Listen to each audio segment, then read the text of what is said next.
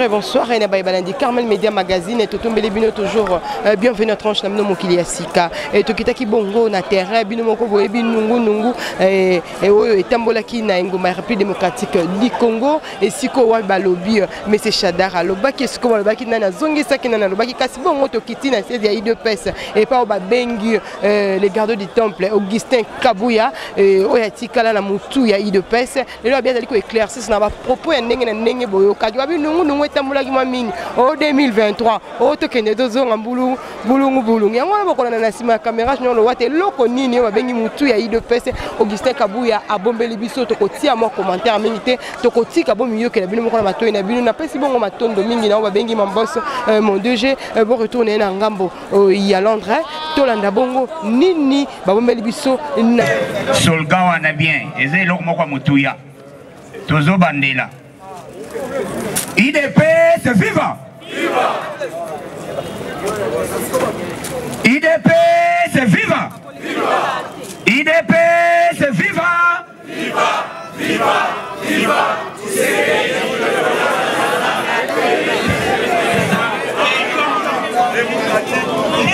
Ezali Boy. Tshisekedi, héros national du Congo, Félix, chef de l'État. Bien besoin de ça la démocratie ndeni. Il faut vous bander la Kayango. On est à testament. Liboso ezalaka awa po yozo mwana ndenge tokoti bo liboso ezalaki masa bosala hereko kibozonga pale ere ozo discuter pas umugama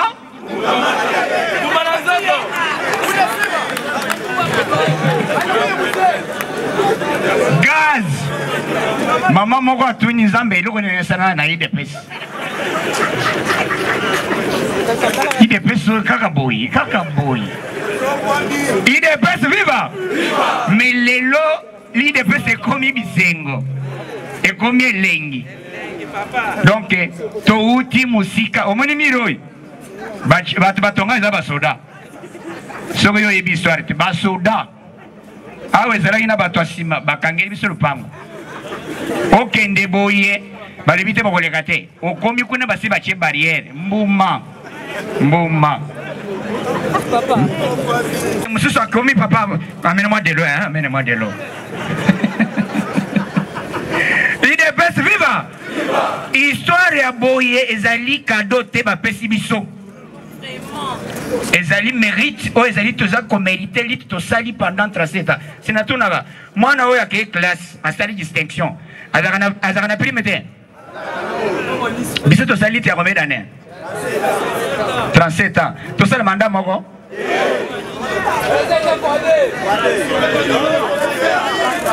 IDPS viva! Lokola boye, moi na oya tangi bien. A sali distinction. Il faut avoir bonus. Moussou a bourse. Bourse na biso ezali ke lokola tala tokolinga ko bimisa makambo nyonso te. Yo tika to bima muntu abombani aleki bino na maya yo zoni nga président banda koloba Fachi azali béton. Est-ce que béton Fachi ba nini solga wana bien eze eloko moko ya mutuya tozo bandela IDPS viva IDPS viva IDPS viva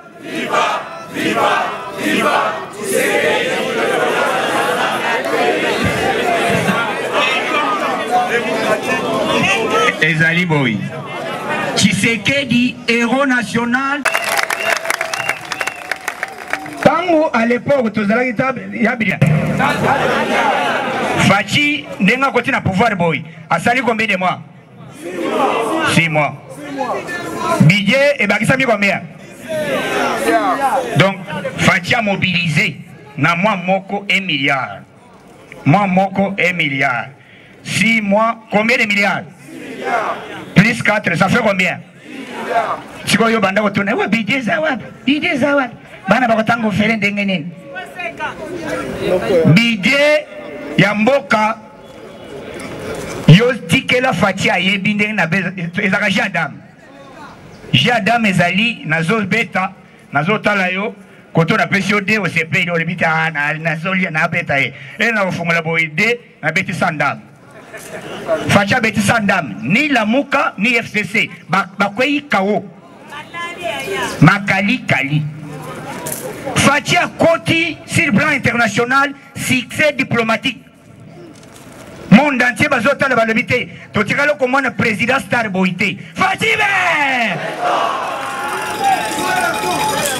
Président star. Azo kita bazoyim l'hymne national. Na Serbie, papa. Balati couleur ya drapeau na biso. Soda lati drapeau ya biso. RDC depuis Congo et Banda. Drapeau ils ont pas partout. Fatime! Risa Lobi, président Poutine a Lobi, to solo la kala. Ndeni Kinshasa. Bon petit na wa, ndeni. Kazabia. Mais surtout ici, to kende quota dépôt. Vous voyez dépôt hein? Au monde a dépôt, na magasin. Betela Fatima Boko, Betela Fatima Boko.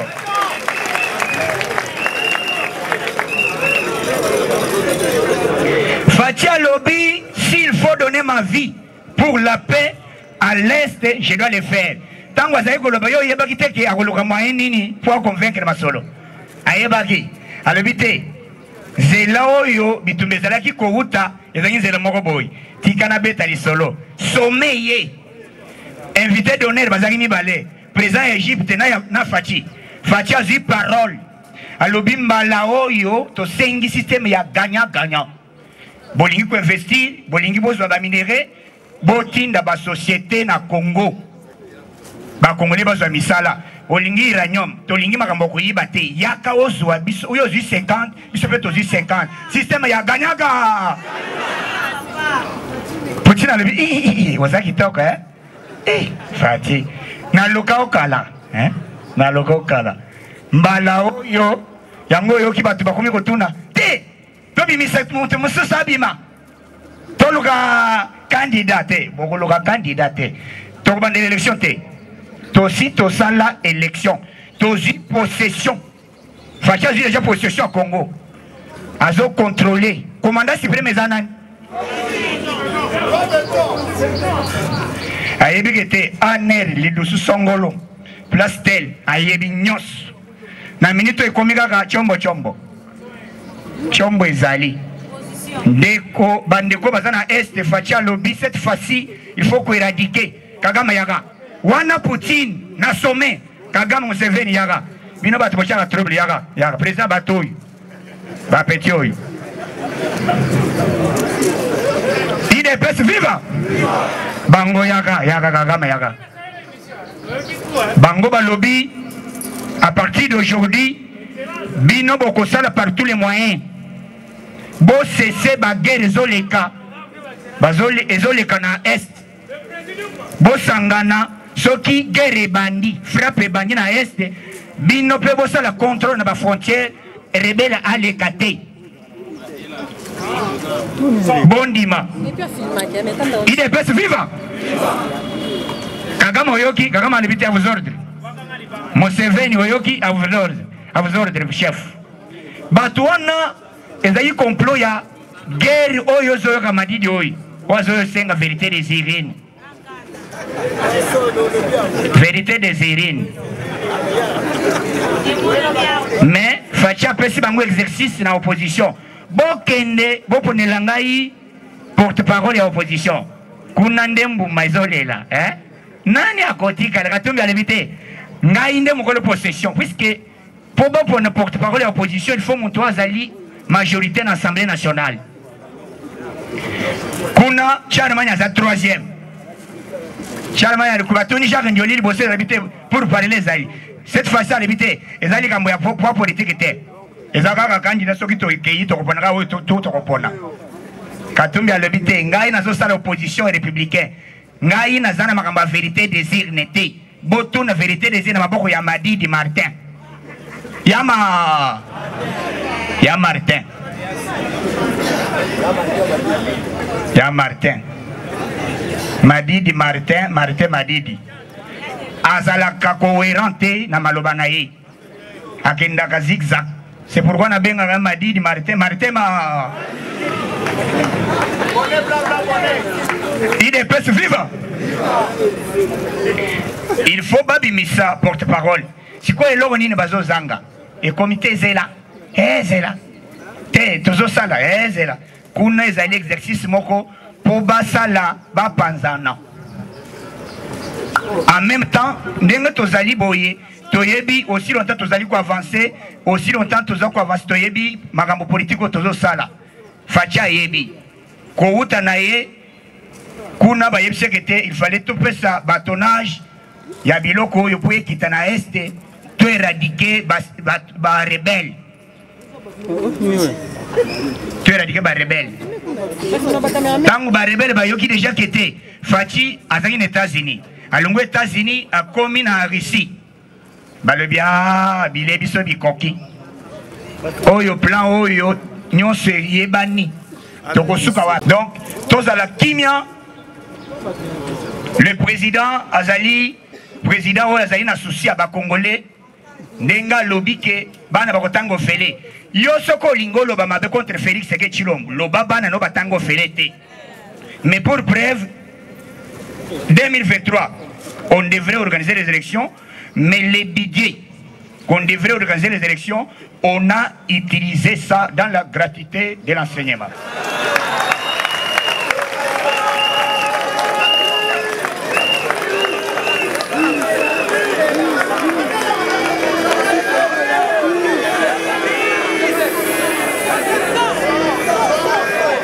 IDPS viva!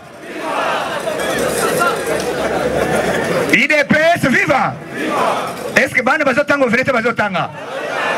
Siko ba enseigner bazolinga ba futa ba n'est-ce pas? Donc on devrait organiser les œuvres de l'État. Bozoye bate. On est bloqué à pied la mer. 2016. Je te donne ça. 2016, dialogue et salami. Batuni la mer Mende. Comment vous constatez après votre dialogue? Donc il y aura un autre chef de l'État qui va succéder. Non, non. Le président de la République reste en fonction jusqu'à l'installation des nouveaux chefs de l'État. Et nous répétons encore, comme les combattants de l'IDPS, comme on n'aura pas le temps d'organiser les élections en 2023, les chefs de l'État restent en fonction, même en 2025. Il est le meilleur chef de Tokolinga to violer la constitution. La constitution et Master Omogamate. Omogama? IDPS viva! Bon, Nazoya, en tout cas, tous allez connecter dans ma solo. Dès que je suis bêta, j'arrive. Merci beaucoup, à tout à l'heure. Merci. Ambiance c'est dans la Boende. IDPS viva! Est-ce que vous avez un parce que yo zala omoni wewe na simoki obeti menga na mon ambiance. La démocratie et le progrès social, notre parti du peuple, parti de la majorité, union pour la démocratie et le progrès social, notre parti du peuple, parti de la majorité, IDPS. En dehors de IDPS, Okokuta, mobilisation spontanée à Boété. Pour lancer qui appelle lobby na 2h du matin. Ton lobby, les lois il faut tout kutana. Bana fachi béton. Bobete la fachi béton ma boko makati.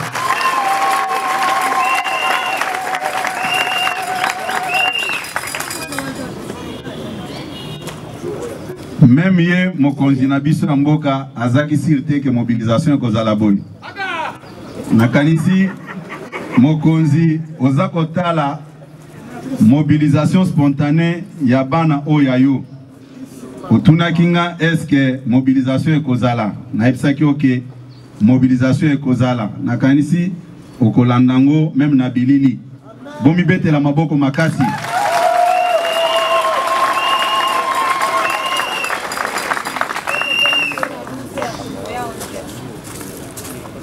tokodoloba lisusu merci na kolo nzambe oyo abateli mokonzi na biso na mobembo na ye azongisi epe na mboka na ye na 7h du matin lelo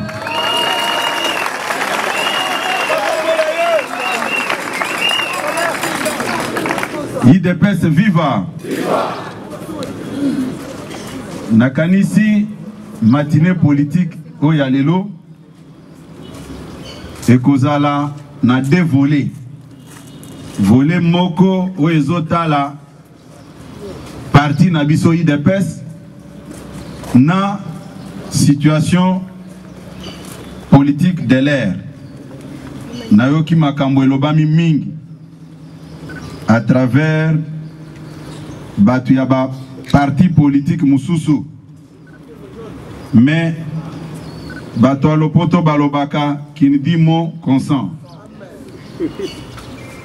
C'est pour moi aussi une occasion ya to recadrer ba vérité mususu. IDPS viva. Natikaki temps ebele po batu bakomati na suka na bilobaloba na bango. Mais avant d'aborder sujet wana puisque naoki makambo elobami mingi na bandeka konote puisque silence na biso eza signe de faiblesse te. Il faut mutuna mutu ayeba IDPS c'est une grande machine. Okonya ata IDPS na musapite sans que IDPS peut à réagir par rapport à makambo na yo.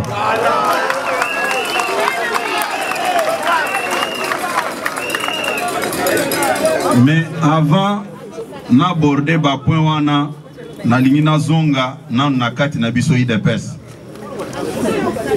Na niveau na biso IDPS mokonzi ya mboka na biso mwana mboka Félix Tshisekedi tous les jours que Dieu a créé azo senga biso toujours na bomoko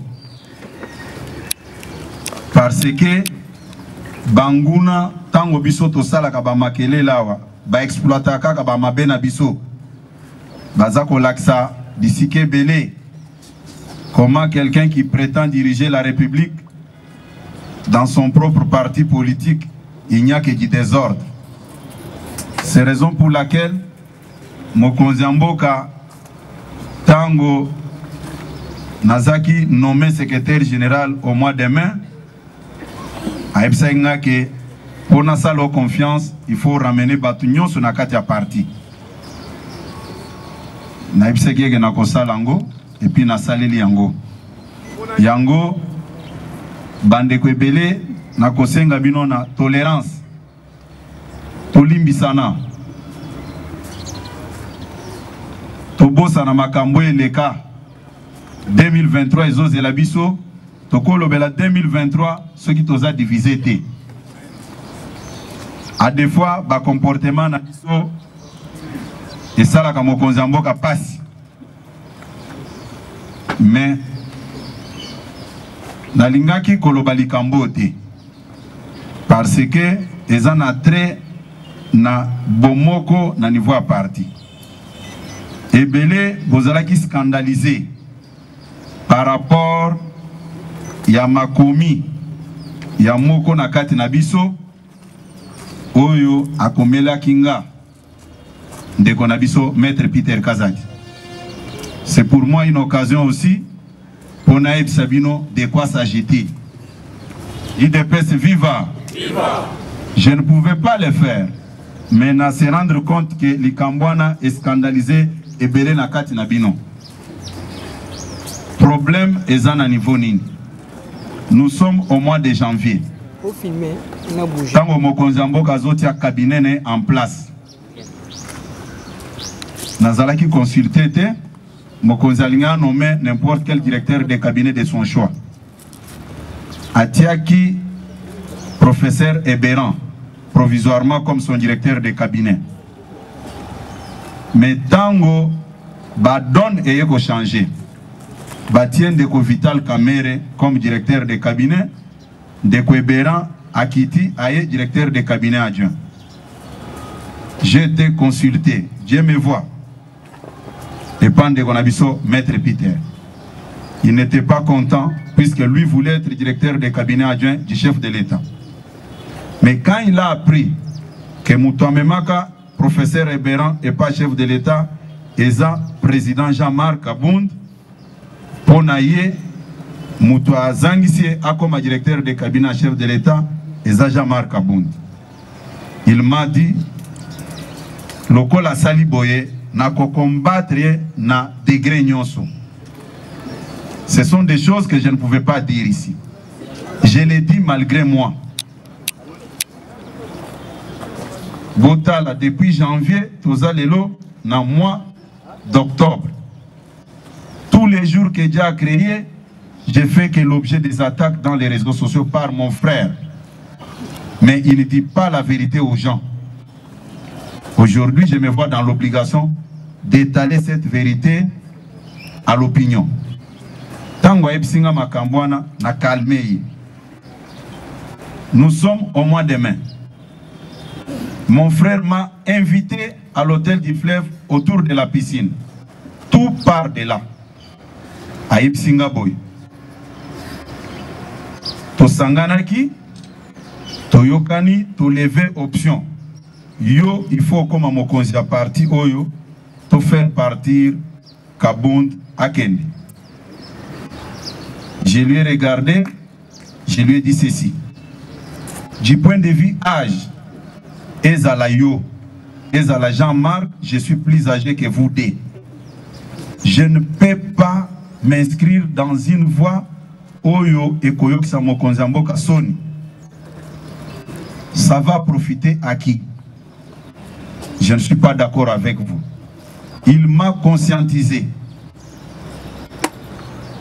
Je lui ai dit, je ne suis pas preneur. Mais je t'informe que ce dernier m'a consulté pour être nommé secrétaire général. Il était fâché. Il m'a dit, n'accepte pas ça. Il faut qu'on s'organise pour le faire partir. Moi, j'ai dit non. On s'est séparés. Je lui ai dit, à mon âge ici, je ne peux pas accepter ça. Je n'ai pas l'esprit de trahison. Kabound là était avec nous. S'il s'était comporté comme Bruno Tchibala, aujourd'hui on ne parlera pas de ce que nous parlons ici. Dans la vie, il faut être reconnaissant.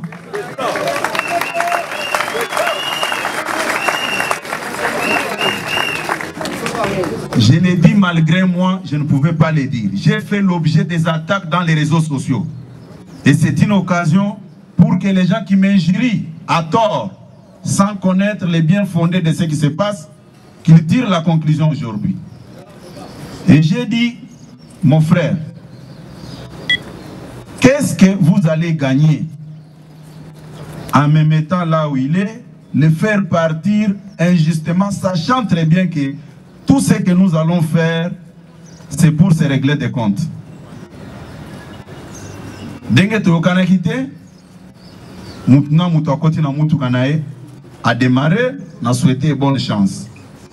C'est pourquoi, le 18 mai, tant on a été nommé comme secrétaire général, première attaque et Outa et Panaï. Nous sommes au Congo central. Quand le président Kabound prend le téléphone, on a continué que qu'est-ce que tu es en train de faire avec Augustin? Dieu m'est témoin à répondre que n'entre pas dans mes problèmes avec Augustin. Augustin, c'est mon frère. J'ai dit à président Kabound, les problèmes, ce n'est pas moi, c'est vous. Si j'avais l'esprit de trahison, j'allais te trahir, j'allais accepter leurs propositions et on allait te chasser du parti. C'est pourquoi ceux qui n'ont pas qui biloko nyonswana, ils ont un En dehors de la politique, je suis chrétien, je crois à la parole de Dieu. Amen. Le premier traître s'appelle Judas. Je ne pouvais pas le faire. Tout ce qu'on vous rencontre de gauche à droite, je suis locataire à quelques mètres d'ici. Je n'ai pas acheté la parcelle. Le véhicule là, c'est un ami qui m'a cédé ça puisque Bami Toukanangez en panne. Qu'on arrête de rencontrer des choses sur quelqu'un quand vous n'avez pas de preuves. Le propriétaire de ce véhicule habite à la 7e mairie, non loin de l'hôpital Bondeko. Ce n'est pas responsable quand vous n'avez rien à dire. Vous commencez à vilipender quelqu'un dans les réseaux sociaux injustement. Nayoka Kilisous, qui n'a créé collectif Moussousa parlementaire debout. Il est là. Na menasa bango na bureau nangawana. Na epsa bango que je ne serai pas d'accord avec vous, soki bokabwani. Basalanga mabe na parti oyo na zone sa bango nyonso. Moi j'ai une mission que j'ai reçue de la part du chef de l'État, c'est de ramener tout le monde. Je ne peux pas être derrière des divisions au sein de l'IDPS. Et chacun de nous doit s'effacer pour laisser la place aux autres. Nalobakango mikolo nyonso. Ba ministre na biso bazalia. Mon côté, oya côté na gouvernement, sans que na benga yeke pesanga CV na yo. Le premier ministre est là. C'est moi qui étais au centre, comme les relais, entre les partis, les chefs de l'État et le premier ministre. Mais ceux qui n'ont pas ministre, tout était saisi sur mon ordinateur. Je pouvais insérer mon nom. Et tout le monde connaît ma position. Nalobaki que je préfère rester au parti et souffrir avec les combattants. Natir, il y a frustré bateau. Et Bene Bayebi, les autres se pèlent pour le pouvoir. Jour Tokenda et pas Corneille Nanga. Ngande Mouzazeki, chef de délégation, pour nous kokende kota la machine à voter. Baninge Belé na bâtiment, Basilikaki.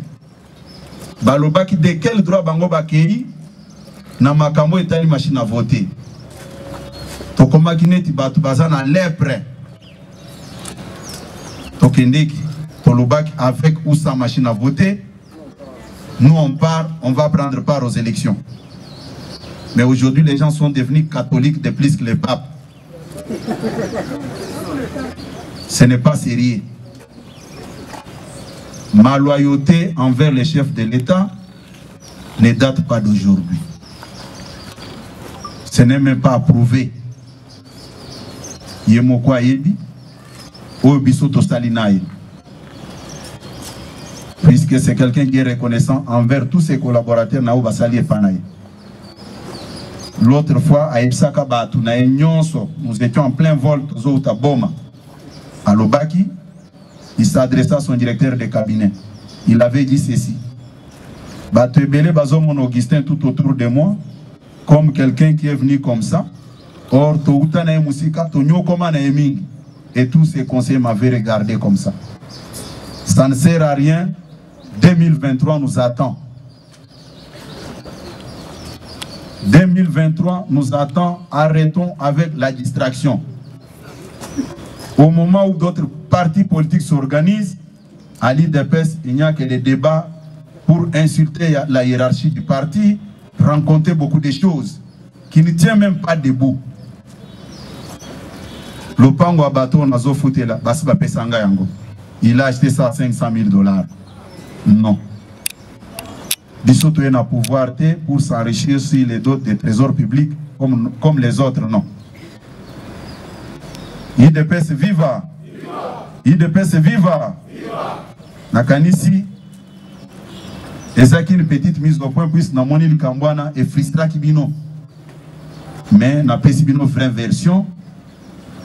Tout ce que je viens de vous dire, Mokonzi Mboka ebi yango. Nasna loba yango, na mi soupe à les concerner, puisque na epsa que dis la vérité de ton problème au chef de l'État. mais tolimbisana tozabato to garder barankine na mitema te. IDPS viva! Viva! IDPS viva! Viva! Bao tozaki na bango avant président Tshisekedi abela akende poto poya kozonga na 2016 président Tshisekedi alakaka biso na ba era boy na permanence ya kala. Tout le long de sa communication, son message était focalisé sur l'amour. Amour du prochain. Ateyaka biso ba ancien netinga ba ebi mokolo wana. Tozaki na permanence wana. C'est la même chose aussi pour moi.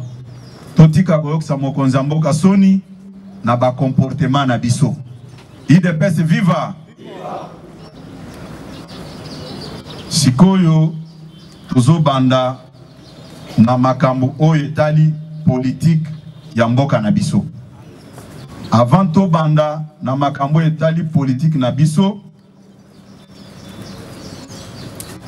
na koyebisa bino ke ba membre ya IDPS ba Tshisekedi nyonso bazali aw. Il faut to soutenir action ya chef de l'État oyo yakin bopeto. Tokani malam. Tango chef de l'État a s'engagé na voie wana aibi kazana batu simanaye. Il faut to aider ye, to accompagner ye na bisika nyonso. C'est pour moi une occasion, on a ça tous les 4 présidents fédéraux. Ba convoquer ba président sectionnaire na bangona ba cellulaire. Et ça ba parti politique mususu te oyo ba kozwa les devant, mais il faut biso ba ayant droit nous les concernés tozo nandu likambwana na maboko na biso. IDPS viva! IDPS viva!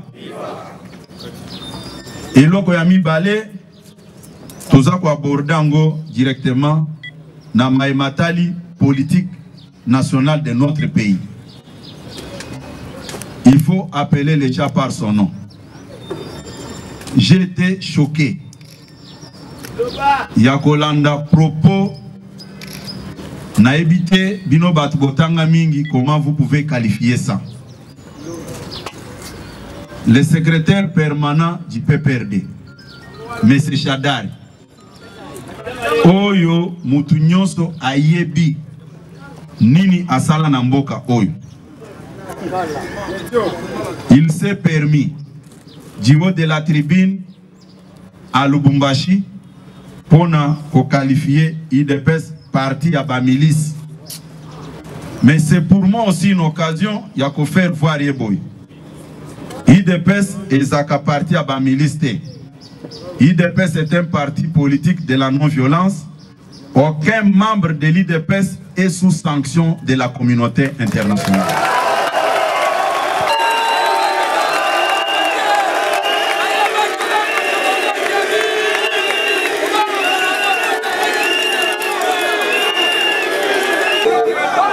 Toyoka na malamu. Toyoka na malamu. Na lobi boye. Nayoki responsable. Oh, faire comprendre boy.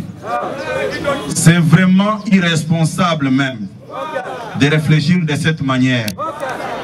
Les régimes que nous avons ici, en commençant par les gouvernements, mais représentent 65% dans ces gouvernements. Comment les gens qui représentent 35% peuvent avoir les dessus sur ceux qui ont au moins 65%? C'est honteux. En dehors de ça, la régie financière nyonso est contrôlée par Nabango. Chaîne de dépenses est en Maboko Nabango. Bayebi à quel niveau Batiki Mboka Oyo. Ça ne sert à rien de polémiquer sur les dossiers au Bangomoko Baza coupable, au Baza redevable envers la population. IDPS viva! Nayokaki Bande Kwebele Baza ko s'agiter. Pourquoi Bakadre Nabiso Baza ko réagir? Non. Nganaza, secrétaire général et à parti, la ligne pour réagir en précipitation, il fallait que Tika Batouba réagir dans des ordres depuis Ngana, Zouaba matière, nous sommes au moment de répondre bango. D'abord, Nazako Sabino Boye. Nazana institution en tant mon côté, on a kolobake ceux qui n'a lobby Boye, Bakolongolanga, non. Je l'avais déclaré et je m'assume que je dois rester avec la base du parti. Nayoki eloko mususu et sexek nga makasi autour de la gratuité de l'enseignement. Balobi que s'il vous plaît, mes amis, s'il vous plaît. Balobaki que gratuité de l'enseignement ne date pas d'aujourd'hui et bandaki na régime na bango.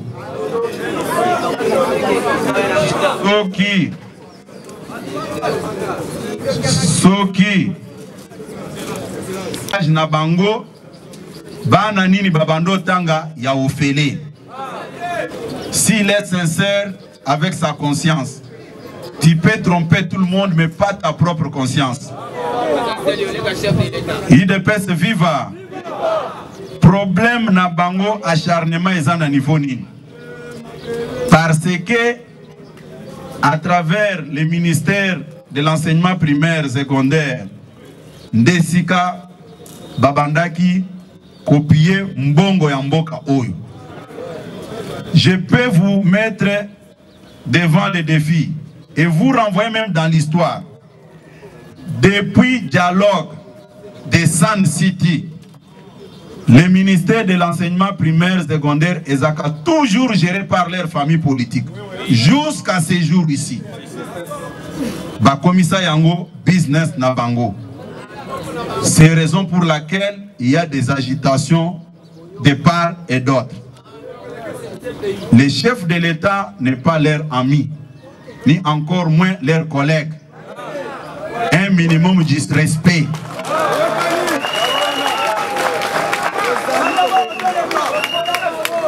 Biso tozali aw tozakolo baboye na niveau IDPS. Soki balobeli makambo ya impunité, c'est-à-dire ndeko wana azako défier ba Congolais na makambo to vivaka place le 19 et le 20 septembre 2016. C'est ça l'impunité dont il parle. Les lots gestion y a entreprise publique et ça au ralenti.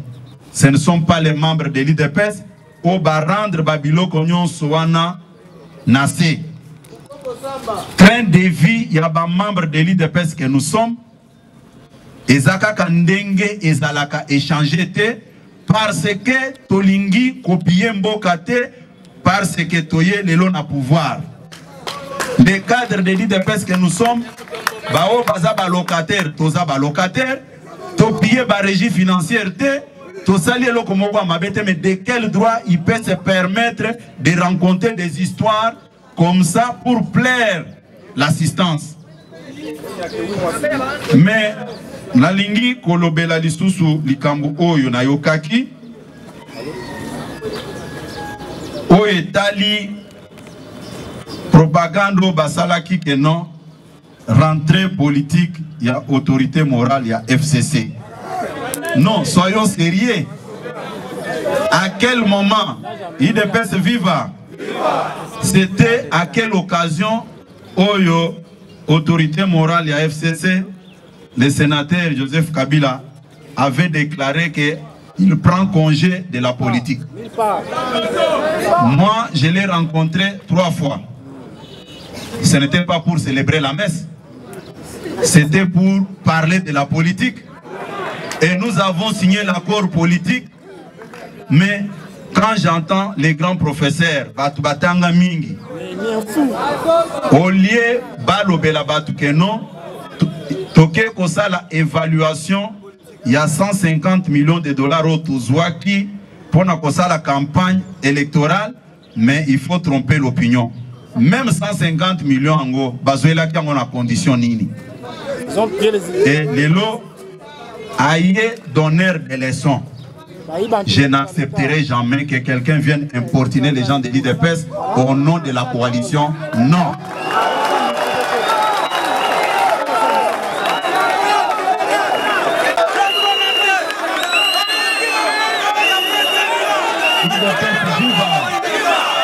IDPS viva. Toyoka na malamu. Toyoka na malamu. Nalobi ke nakotikala ko permettre ata mukolo moko te mutu asakana na chef de l'État, asakana na IDPS au nom de la coalition. Je n'accepterai jamais.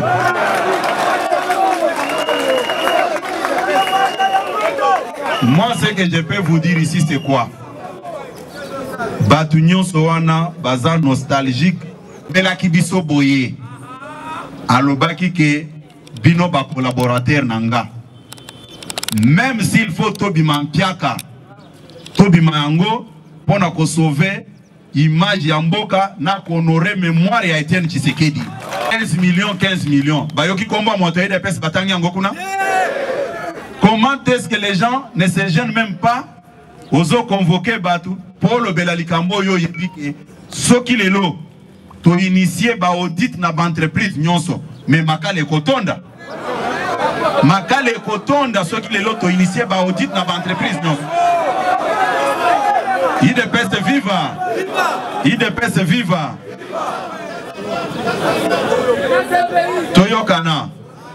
Toyokana biso toza awa pona kopelisa moto te lelo biso ba cadre ya IDPS toso ebisa bango biloko wana toza lelo ko compromettre même avenir politique na biso au nom de cet accord.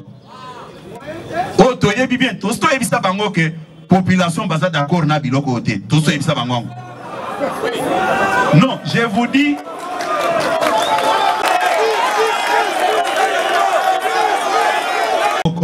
tozana mokonzi na biso moko biso toza ko dépendre na ligne de conduite na ye mais batu ba profiter na éducation na malamu te pour dire n'importe quoi. Mokonzi mboka alobaki boye. D'ailleurs naza ko yebisa bino boye bokende kotuna Shadari boye 15 millions aza koloba wana. Inspecteur général ya finance a ça déposa rapport et pas procureur général de la République. Procureur général de la République aza mutaï de peste aza qui nommé pas président Tshisekedi Félix T. Si ça traîne, ce n'est pas un problème du chef de l'État ni encore moins le problème de l'IDPS. Un homme sérieux ne peut pas se permettre ya koloba babiloko wana. Yango na lobaki il faut ceux qui a kanisaki ke na IDPS batu nyonso bazali susu na mino ya kosuwa te en tout cas a ponaki zele ya mabe. IDPS viva. IDPS viva. Naza koyebisa bino boye lelo awa naza koyebisa bino biso batu ya IDPS tokoki jamais ko se comporter ndenge bango baza ko se comporter wana. Tango président Tshisekedi Etienne akufaki to s'organisaki pona ko sauver ko honorer mémoire na ye. To honorer mémoire na ye lelo toza na pouvoir. Tokoki jamais ko cracher na mémoire ya Etienne Tshisekedi. Biso ba combattant ba membre ya IDPS toza ko gérer régie financière à mon côté. Toyebi likambo ata mon côté à ce qui concerne la destruction de ces pays. To hériter situation au bango moko ba yebi ndenge batiki yango. Ça ne sert à rien quand ils sont devant les journalistes va tenir ba propos moko irresponsable. Ce n'est pas sérieux. Ngana ko permettre mutute à se permettre Yakosakanana, chef de l'État. Sur ce point-là, ça ne se négocie pas. Le chef de l'État n'est pas leur ami.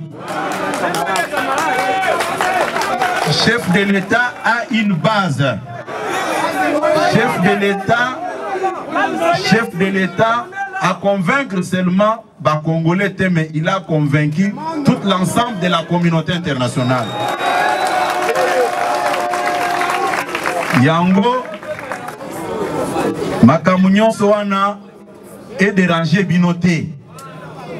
Baza komema bino nanzela moko ya mabe po bazwa raison moko boye. Mais biso tozolo baboye.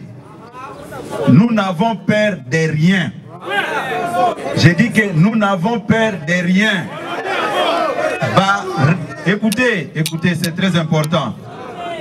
Ba réunion nyonso no tobundaki biso moko. Lelo nazako lobango nazako insister. Si par hasard Moutou Amikosi alobi que je prends telle voie pour atteindre tel objectif, l'IDPS ne va pas se laisser faire. Mukolowana Zambende Ayebi Oye Kokoma Namboka Oye.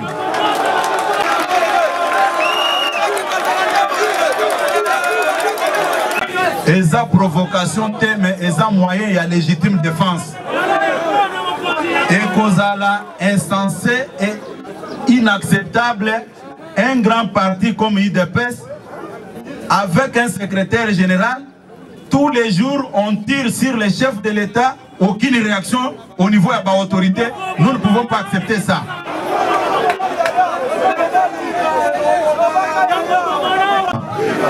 IDPS viva. Bino bokozala na bino na position wana otokozela mot d'ordre ya mokonzi mboka. Tokani? Tokani? Bobete la fachi beto maboko mata.